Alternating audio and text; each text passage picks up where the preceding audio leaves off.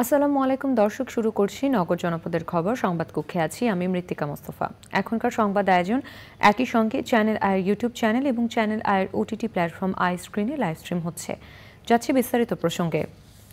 বৈষম্য বিরোধী ছাত্র আন্দোলনে নিহতদের নাম ভাঙিয়ে কিছু মানুষ মিথ্যা মামলা দিয়ে হয়রানি ও অর্থ বাণিজ্য করছে বলে অভিযোগ করেছেন কেন্দ্রীয় বৈষম্য বিরোধী সমন্বয়ক সার্জিস আলম।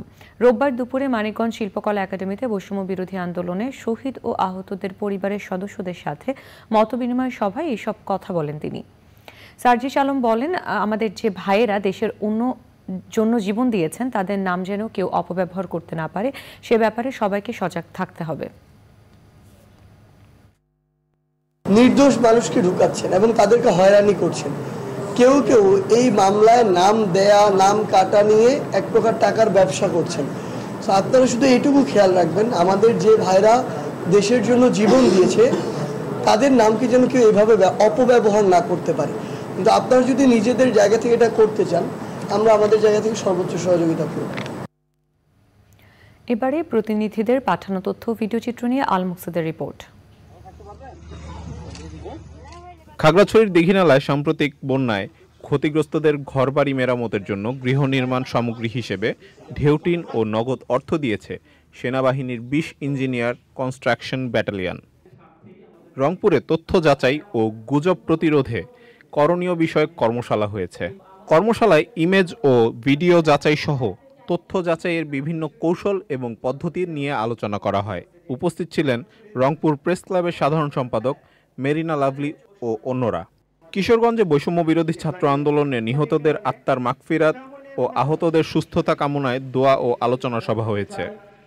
কেন্দ্রীয় স্বেচ্ছাসেবক দলের সভাপতি SM জিরানির গাড়িবহরে ও ক্রিয়া সম্পাদক শওকত আলী দিদারের হত্যার প্রতিবাদে মানিকগঞ্জে বিক্ষোভ মিছিল ও প্রতিবাদ সমাবেশ করেছে স্বেচ্ছাসেবক দল। গাইবান্ধার সুন্দরগঞ্জ উপজেলার কাপাসিয়া ইউনিয়নে নদী ভাঙন এবং বন্যা কবলিত পরিবারের জন্য বরাদ্দ দেয়া চাল লুট হবার পর জব্দ করে তা প্রশাসনের সহযোগিতায় বিতরণ করা হয়েছে।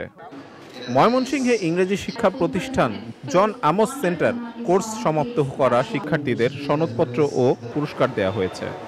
নওগাঁয় গণ অভ্যুত্থানে শহীদদের পরিবারের সাথে সাক্ষাৎ ও আহত পরিবারের সাথে মতবিনিময় সভা করেছে বৈষম্য বিরোধী ছাত্র আন্দোলন।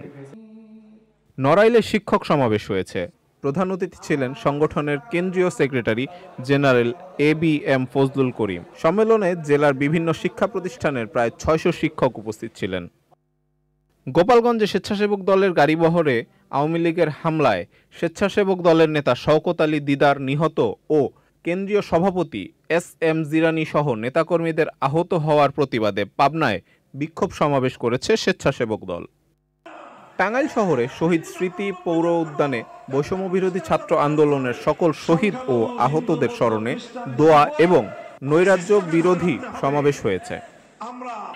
নার্সিং ও মিডওয়াইফারি অধিদপ্তরের মহাপরিচালক মাকসুরা নূর সহ সকল পরিচালকের অপসারণের দাবিতে রাঙামাটিতে মানববন্ধন ও প্রতিবাদ সমাবেশ করেছে নার্সিং ইনস্টিটিউট ও জেনারেল হাসপাতালের স্টাফ নার্সরা।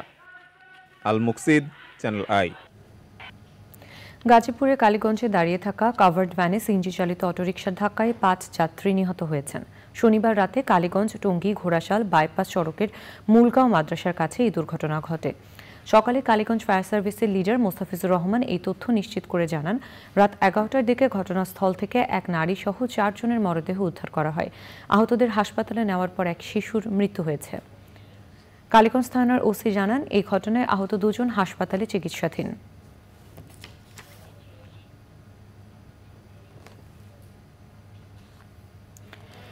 আশুলিয়ার শিল্পাঞ্চলের সকল তৈরি পোশাক কারখানা খুলছে। সকাল থেকে বৃষ্টি উপেক্ষা করে নারী ও পুরুষ শ্রমিকরা নিজ নিজ শিল্প প্রতিষ্ঠানে কাজে যোগ দিয়েছেন।